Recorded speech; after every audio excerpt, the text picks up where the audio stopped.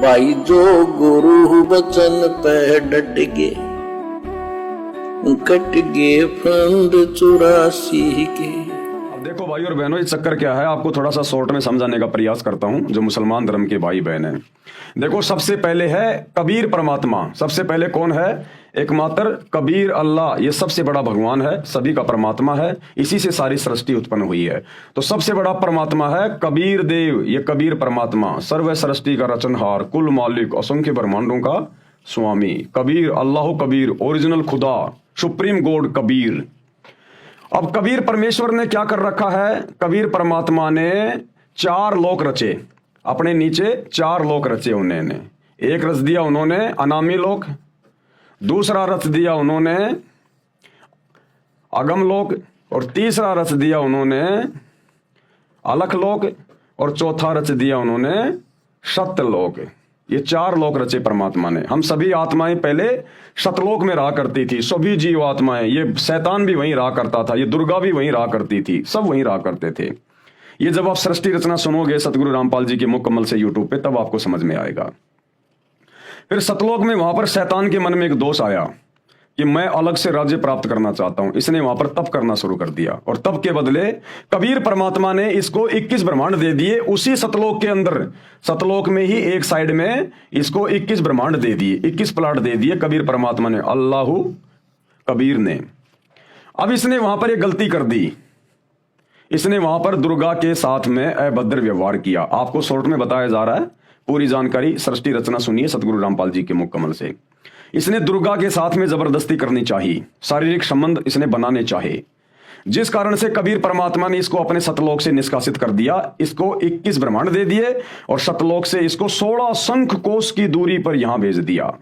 सतलोक के इसको निष्कासित कर दिया, और इसको श्राप दे दिया कि प्रतिदिन तू 1 लाख स्त्री पुरुषों को खाएगा, उनके सूक्ष्म शरीर की वासना को तू तपतशिला पे भून भून के खाएगा। तो क्या हुआ भाई और बहनों, इस काल को परमात्मा ने इसके 21 ब्रह्मांड सहित और सतलोक से 16 संकोश की दूरी पे भेज दिया। 16 संकोश की दूरी पे, 16 संकोश की दूरी पे इसको शैतान कहते हैं। इसको बाद में इसका नाम शैतान पड़ गया। काल भी यही है, ब्रह्म भी यही है, यानी इसको सतलोक से परमात्मा ने निष्कासित कर दिया, और इसको 21 ब्रह्मांड दे दिए, पूरे के पूरे 21 ब्रह्मांड इसके विमान की तरह वहां से चल के परमात्मा की शब्द शक्ति से और यहां आ गए। अब इन्हीं 21 ब्रह्मांडों में ये शैतान डुप्लीकेट भगवान बन के बैठा है। इसको मुसलमान अपना अल्लाह समझ रहे हैं, हिंदू अपना भगवान समझ रहे हैं, और ये शैतान अपने 21 ब्रह्मांड से बाहर की जानकारी किसी को नहीं होने देता, क्योंकि जीव समझ ही नहीं पाते जानकारी सारी की सारी, क्योंकि ये सबका राजा बन के बैठा हुआ है। ये शैतान, ये ब्रह्म ज्योति निरंजन भी इसी को कहते हैं, क्षर पुरुष भी इसी को कहते हैं। अब इसने क्या किया? इसने अपनी पत्नी दुर्गा के साथ में शारीरिक संबंध बना के इसने 3 बेटे उत्पन्न किए। सबसे पहला बेटा ब्रह्मा, दूसरा बेटा विष्णु, और तीसरा बेटा ये आपका शंकर जी। 3 बेटे उत्पन्न किए इसने। अब इसको तो श्राप लग गया कि तू प्रतिदिन 1 लाख स्त्री पुरुष खाएगा, और इसको वहां से निष्कासित कर दिया। अब ये क्या करे? अपने भोजन की व्यवस्था कैसे करे ये? और इसने दुर्गा को कह दिया, दुर्गा आज के बाद मैं कभी किसी के सामने नहीं आऊंगा, मैं अपने 21वें ब्रह्मांड में रहूंगा।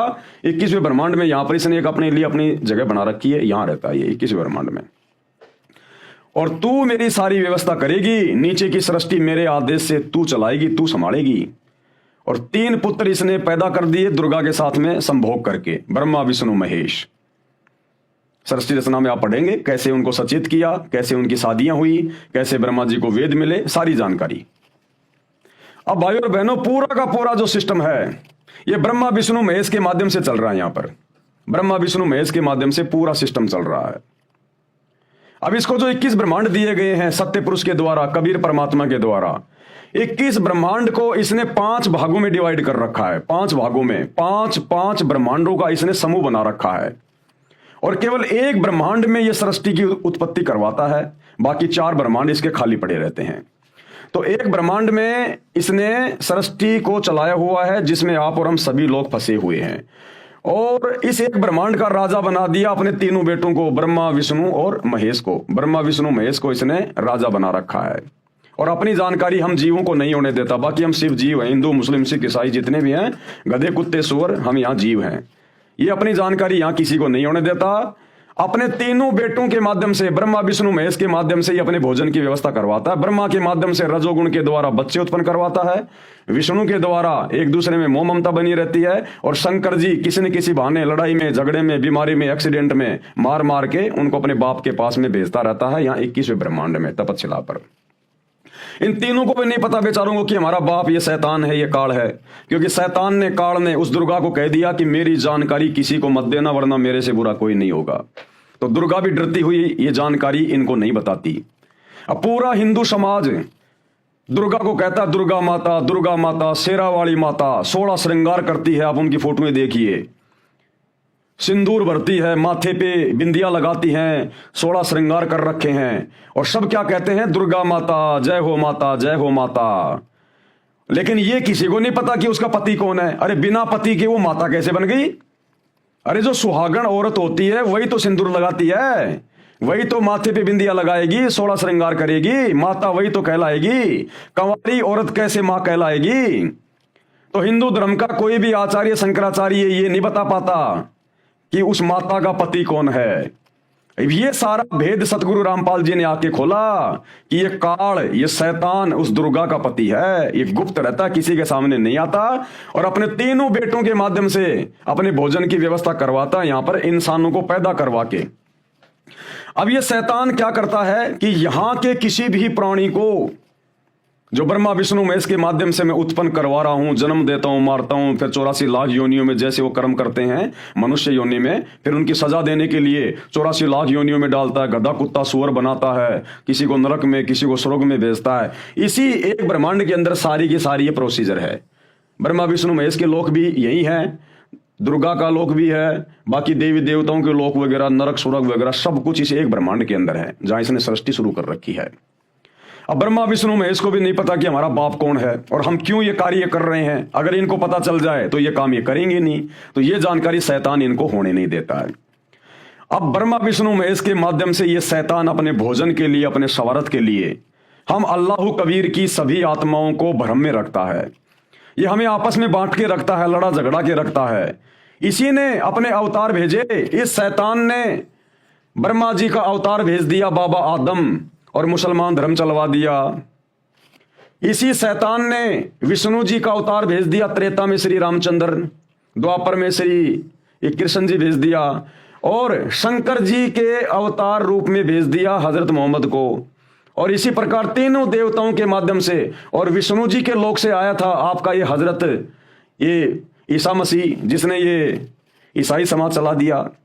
यानी इस एक ब्रह्मांड की पूरी सृष्टि, जिसमें हिंदू, मुसलमान, सिख, ईसाई, दुनिया भर के धर्म, जातियां, इंसान बनी हुई हैं, ये सारे के सारे ब्रह्मा विष्णु महेश के माध्यम से ये शैतान हैंडल कर रहा है। और हम गधे यहां पर आपस में, मैं मुसलमान, मैं हिंदू, मेरा धर्म सबसे बड़ा, मेरी भक्ति सबसे बड़ी। और ये शैतान यही चाहता है कि मेरे तीनों बेटों के माध्यम से मैं अपने अवतार भेजता रहूं, किसी को मुसलमान धर्म में, किसी को हिंदू धर्म में, और इन मूर्खों को आपस में ये उलझा के रखें कि हमारा धर्म बड़ा, हमारी भक्ति बड़ी, और काल का बढ़िया काम चल रहा है, आपस में लड़ रहे हैं, मर रहे हैं, खस रहे हैं, और उसके भोजन की व्यवस्था हो रही है। अब भाइयों और बहनों, ये सारा का सारा षड्यंत्र समझाने के लिए ये कबीर भगवान, क्योंकि हम आत्मा इसकी हैं, और जब इसने देखा इस शैतान ने तो मेरी आत्मा को गधा कुत्ता सुअर बना दिया, नरक में ठोक रहा है, भयंकर कष्ट उठा रही है आत्मा, रो रही है, चीख रही है, चिल्ला रही है, तो ये दयालु परमात्मा है, ये है वो बड़ा मेहरबान, रहम दिल वाला, बिस्मिल्लाह रहमान रहीम, ये है वो रहमान रहीम, कबीर भगवान। तो फिर ये कबीर भगवान क्या करता है, ये आता है क्योंकि ये सर्वशक्तिमान है, ये कुछ भी कर सकता है। फिर ये परमात्मा आता है यहां पर इस गंदे लोक में, एक बाखबर बन के, तत्वदर्शी संत बन के, साधु बन के, और फिर ये हम आत्माओं को ज्ञान देता है पूरी सृष्टि रचना का, कि तुम्हारे को शैतान ने इस प्रकार से भयंकर षड्यंत्र में फंसा रखा है, और तुम मेरे पास रहा करते थे सतलोक में, जहां किसी चीज की कोई कमी नहीं थी, ना वहां तुम्हारी कभी मृत्यु होती, ना कभी बुढ़ापा आता, ना कोई काम करना पड़ता, तुम्हारे बड़े बड़े महल हैं, तुम्हारे एरोप्लेन हैं, किसी चीज की वहां कोई कमी नहीं है।